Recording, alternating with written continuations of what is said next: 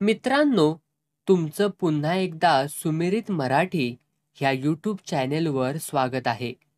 आजची कथा सुरू करण्यापूर्वी जर कोणी ह्या चॅनेलवर पहिल्यांदाच आले असाल आणि अजूनही सबस्क्राईब केले नसेल तर नक्की सबस्क्राईब करा. धन्यवाद.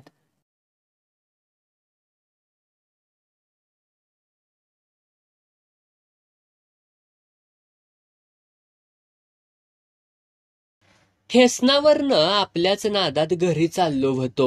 मन समाधानी होतं. ह्या गाववाल्यांनी आमच्यावरती 1000 वेळा अत्याचार केला होता. तरण्या पोरी लुटल्या होत्या. दहशतीनं जमिनी लाटल्या होत्या. कर्ज देऊन व्याजापायी एकेकाची घरं बसवली होती. दम देऊन रोजगार बुडवला होता. घरात घुसून बुटांनी मारण्यापर्यंत मजल पोहोचली होती. माझ्यासारख्या एका गरिबानं कायद्याच्या बडग्यानं गाव वाकिवलं होतं.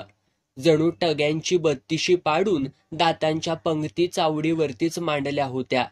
आपल्या पुढं गावानं नक्की काय वाढून ठेवलंय याचा अंदाज घेत मी चाललो होतो. वाटेतच परशा न्हावी भेटला. नुसत्याच दणकेवरती आपला अवजड शरीर सावरत तो चालला होता. मला बघताच थांबला. रद्दड चेहऱ्यावरचे किडके दात नाचवीत हसला. दोन्ही हातांनी रामराम घालत बघतच राहिला. मी मिशीवरनं मूठ फिरवीत दाढी गोंजारीत विचारलं, कुठे चाललायस मामा?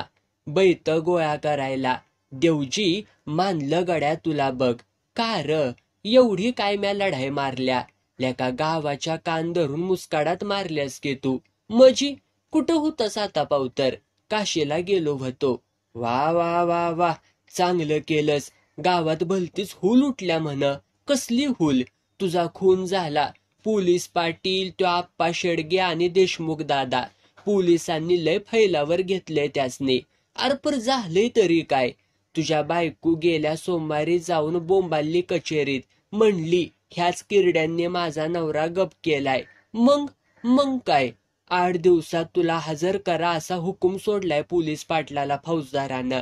20 हजाराच्या जामिनावरती ती घबी सुटल्या ती. सारं ऐकून घाम फुटला.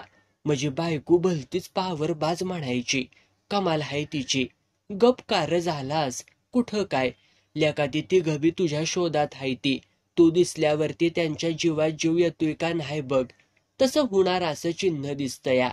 देवच्या, लेका तू करशील ती उगवती दिशा. बघ तू, गावात घास नाही कुणाचा तुझा शब्द मोडायचा आता. असं वय वय, सकाळच्या पारी न्हावी कधी खोटं बोलत नाही कवा भी. मग मी काय म्हणतोय ती नीट तरी ऐक. मग रोज कुठे दाढ्या करतोयस तू? चावडी मोरच्या लिंबाखाली. का र? उद्या सकाळी मी इन दाढी करायला. ह्या देवजाची दाढी तू चावडीवरती खरडायचीस. पण मी का? नरड्यात काय वस्तारा अडकला होय तुझ्या हाता? नाही, पण तुझी दाढी करायची मजी का? आम्ही काय माणसं नाही ती वय? लेका लबाडांची, डरजुल्यांची, टग्यांची रोज दाढी करतोयस तू. त्याच वस्ताऱ्यानं म्हशी बी भादारतोयास. आमची दाढी काय टुसत्या वय का चावत्या तुला? पाया पडतो तुझ्या, पण ह्या फंदात मला पाडू नगस. पाहिजे तर मुंडक्यानं मैलभर चालून दाखवतो, पण असा आगीत ढकलायला बघू र नगस मला. का झालं? परशा न्हाव्यानं माझं पाय धरलं. त्यावर मुंडकं टेकवलं.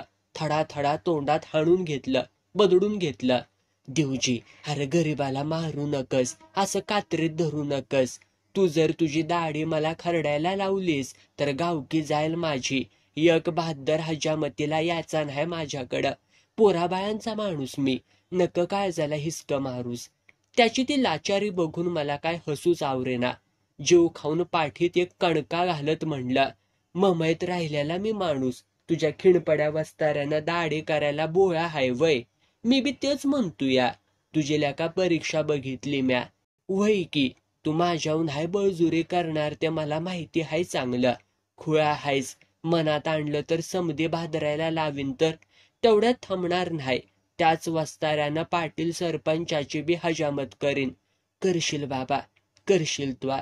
चलतो आता, असू दे ध्यान गरीबावरती. मांजराच्या तावडीतनं सुटलेल्या पिटुकल्यागत पळाला गडी. मी हसू आवरीत आणि पिशवी सावरीत निघालो. घरात येतो इतर बायको पाठमोरी होऊन सारवत असल्याली तशीच आवाळली. हा तुम्ही? हवा हवा हवं हात शेणानं भरले ती की माझं, कडकडून भेटायचंय बघ तुला. बायकून हात खंगाळलं. जवळ घेऊन मी बी तिला थोपाटलं. ती लाजल्यावानी झाली. तार पुचली म्हणायची तर. व्हय, तार बी मिळाल्या आणि तुझी कर्तुक बी कळली. कर्तुक? कर्तुक व कसली? टग्यांची झोप उडवल्यास म्हण. मग काय करणार? तो दाद्या देशमुख दारात आला होता बोलवायला. बांगलायला चल म्हणत होता. मी नाही म्हणलं तर म्हणला, कुणाच्या जीवावर तू उड्या मारतीयास? नवरा खापलून कवाच मातीत मिळवलाय आम्ही. हे महाभारत मला नव्हतं माहिती. कचेरीत जाऊन डोसका आपटून म्हणलं, साहेब माझ्या नवऱ्याचा शोध लावा, ह्याच खविसांनी मारलाय त्याला. चांगलं केलंस बघ. बसा. आल्या आल्या म्या माझंच गुराळ तुमच्या मोहर सुरू केलंय. खराब व किती झालायचा. आणि ही दाढी व कशाला वाढवली याचा गोसाव्यावाणी. इतक्या टोचायला लागली वय तुला? मला नाही आवडत असलं चाबरं बोलणं. राहिलं बाबा. बाबा नव्ह बया. अरे त्याच्या मारी. माझी चिंगारी कुठाय? ती काय कोपऱ्यात. लय झोपाळू. शेठ सावकाराची सावली पडल्यावानी आक्षी. चालायचंच. पोर कुठाय? कवा असतंय का जाग्यावर? गेला असल सीताफळ काढायला. कशाला पाठवायचं? गारव्याला इच्चो आणि साप असतो या. ऐकतंय व्हय माझं? ते बघा आलंय. पोरग पिशवी भरून सीताफळ घेऊन आलं होतं. घेतलं जवळ. हातावरती हलव्याचा पुडा ठेवला तसा हाराकलं. कुठनं आणलीस एवढी सीताफळ? नायकाच्या मळवीसनं. एका देव माणूस तो, त्याची वय चोरी केलीस. खायाचा जिन्नस आणला खायाला. हे बघा, 7-8 सीताफळ तर झाडालाच उकलून बसली होती. घ्या तुम्हासने. बसल्या जागेवर 2 सीताफळ खाल्ली. टपोऱ्या डोळ्यांची नुसतं वासानच पोट भरल अशी तऱ्हा. तू बी खा की ग. मला नाही आवडत. लगेच नाक गळायला लागतंय खाल्यावर. नक खाऊस. त्यातला हलवा तरी खाशील का नाही? खाईन की. तुम्ही टाका सीताफळ. पहिला हात धुवून जेवायला बसा बघू. झणझणीत कालवण केलंय बोमलाचं.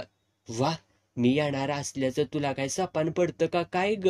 वय म्हणलं तर खरं नाही वाटायचं. न वाटाया काय झालं? काय बी म्हण, पर पुरुषापरास बायकाच्या जातीला बुद्धी जास्तच असत्या. कशाहून? नवऱ्या माग एवढं सारं सांभाळणं सोपं आहे वय? आमच्यासारखा फकीर कवाच काशीला पळून गेला असता. जेवा, गप्पा मारायला पहिला नंबर अक्षी. मी आल्याची बातमी गावात पोचायला येळ लागतोय वय. 17 बातमीदार. दिवस मावळायला पाटील, देशमुख आणि सरपंच तोंडातल्या गुळण्या गिळत आलीच की. आपलं वजन राखण्यासाठी पाटलानं मलाच दमात घेतलं. कुठं बोंबलत हिंडत होतास र? का फिरण्यावरती काय बंदी आहे व्हय मला? तिकडं काशीत जाऊन आपल्या आईनी जीव की. आम्हाला र कशाला त्रास हित? पाटील, शिव्या द्यायचं काम नाही मला. शिव्या देऊ नका नाही तर काय वळू व्हय तुला? कोण र तुझा खून करणारा होता? कुणी र तुला गायब केलं? आमच्या विरोधी फिर्यादी ठुकतोयास व्हय? तुम्ही नसता आरोप ठेवायला लागल्यावरती गप बसू व्हय म्हणतासा का पाया पडू तुमच्या? तू पाया पडल्यावरती देव तिकडं उलट पालट हुत्यालं. शाणा हो. सकाळी चला आमच्या बर. कुठं? आता पावतर देशमुख गप होता. तो उसाळलाच. आमच्या मैतीला. दुसरं कुठं? गावाशी कुस्ती खेळायला बघतोयस व्हय र? हे बघा, उगी वाद वाढवू नका. तुम्ही तुमच्या वाटनं जावा, मी माझ्या वाटनं जातो. कुठं जायचं तिकडं जा, पण उद्या सकाळी आमच्यावर पोलीस स्टेशनावरती तेवढं चल बाबा. का? समद माहीत होतं तरी विचारलं. बायकोनं सांगितलं नाही म्हण की तुझ्या. तुझ्या पायात 20,000ला आम्ही जामीन राहिलोय. माझ्यासाठी म्हणू नका, तुमच्यासाठी म्हणा. सरपंच आलाच अंगावर. फासून मारायच्या बाता करायला लागला. धरलं मनगाट आणि पिरगावून बाजूला केलं. ताकद माझ्याजवळ दाव नका. का? काय करणार आहेस? जिबाटच हासडीन. पोलीस स्टेशनावर तर येणार नाहीच. रातोरात पसार होईन हतन. एकाएकी साऱ्यांच्या नाड्याच आकाडल्या, टाईट झाल्या. आत्ताच्या आत्ता पोलीस स्टेशनावर जायचं असं म्हणण्यापावतर त्यांनी मजल मारली. सिनेमा बघायला आल्यावाणी माणसं जमल्यालीत. काय बघताय सारं खवडियांनो? पायताणानं हाणीन एका एकाला. देशमुख खवायला तशी सारीच पळाली. लांब जाऊन कान पाडून ऐकायला लागली. तासभर हुज्जत घालून ती घबी गेली. जाताना पाटील कोतवालाला म्हणाला, ह्या झिपऱ्यावरती ध्यान ठेव, नाहीतर होईल कुठेतरी रातोरात पसार.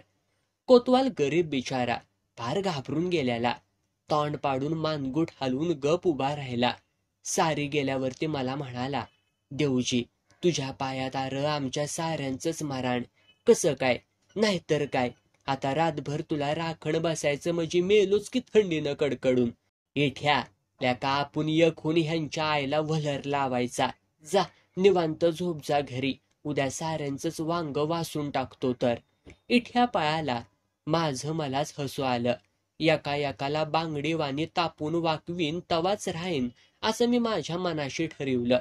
बाहेरच हातरून टाकलं तशी बायको म्हणली, डोसकं काय पेण खातय वय, महिनाभर बाहेर राहून हाऊस फिटली नाही म्हणा की, आणा हातरून आतमधी.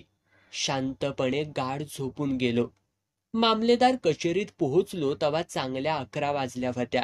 तिघांनी मला मध्ये घेतलं होतं. खाऊ का गिळू असा एकेकाचा चेहरा नुसता. सारी चोराच्या अवलादीची. आत गेल्या गेल्या मी फौजदाराला सलाम ठोकला. हात जोडून म्हणलं, साहेब तुमची कृपा म्हणून मी वाचलोय बघा. कोण र तू? दिवजी. साहेब ताडकन उठला, जवळ आला. माझ्या सकड चौघांच्याकडं एकवार निरखून पाहिलं. पोलीस पाटलावर वराडला, कुठं गावला ह्यो? मुंबईत राहिला होता निवांत, मुलखाचा लबाड हाय, रातीच आलाय बघा. काय देशमुख, खरं काय ह्य? व्हय, आम्ही काय बी न करता आमच्यावरती दोष लादलाय साहेब. कारणाशिवाय ह्याच्या पायात आमची बदनामी झाली. सरपंच तुमचं व काय म्हणणं हाय? साहेब हा चोर माणूस आरामात मुंबईला भावाजवळ राहत होता. बायकोनं दोघांनी बनाव रचून डाव आखल्याला सारा. मी सगळं ऐकून घेतलं. शांत राहून हात जोडून साहेबाला म्हणलं, माझं गरिबाचं 2 शब्द ऐकून घ्याल का साहेब? बोल. ही 3 देंड म्हणजे आमच्या गावाची कीड हाय. ह्या तिघांनी मला ह्या दादासाहेबाच्या मळ्यात छपरीमध्ये बांधून घातलं होतं. कुत्र्यागत मारायची तर रोज. बघा पाठीव बघा, हे दोऱ्यांचं वन हाय ती. हाताव बघा साहेब, 8 दिवसापूर्वी मी दोऱ्या तोडून पळालो म्हणून बघा वाचलूया. आता तुम्हीच सांगा, चोर कोण आणि साव कोणत्या? साहेब मी लबाड बोलत नाही व. साहेबानं माझ्या पाठीवरले वळ बघितले. काचलेले हात पाहिले तसा तो चिडला. खरचटलेली पाठ बघून हादरला. तिघांच्यावरती खेकसला. खरं तर साल्यांनो तुम्हाला गजाच्या आड करायला पाहिजे. चालते वा. याच्या केसाला धक्का लागला तर याद राखा पाटील, तुम्हाला ढुंगण ठेवायला एक माणूस ठेवायला पाहिजे. काम करतासा का झोप काढतासा? मरेपर्यंत याची काळजी घ्या. हा ठेच लागून जरी मेला तरी तुम्हाला आरोपी करेन. जावा इथून, निघा लवकर. वकट्या मांजरागत थोबाड घेऊन सगळे बाहेर आले. पाटील मिशाचा आकडं कापल्यावाणी गळाटला होता. बाहेर आल्यावरती मला म्हणला, झालं का समाधान? आता आमचं वाट घालून गावाला जेवण घाला. आमच्याच पैशाची बिडी फुकून आमच्याच अंगावरती थुका. काय बोललो नाही. बिडीचं झुरकं मारत मारत मी बाजारपेठकडं वळलो. तिघे तिथेच पिंपळाखाली बसून विचार करत राहिले. मी मिसळपाव खाल्ला. बाजारात गेलो. कांदं वांगी घेतली. रेल्वेच्या कडनं चालत घराकडे निघालो. कुठे यष्टीला रुपया घालवा, फुकडचाच. दुपार टळत होती. माणसं बाजाराकडे जात होती. मी मात्र गावाकडे चाललो होतो.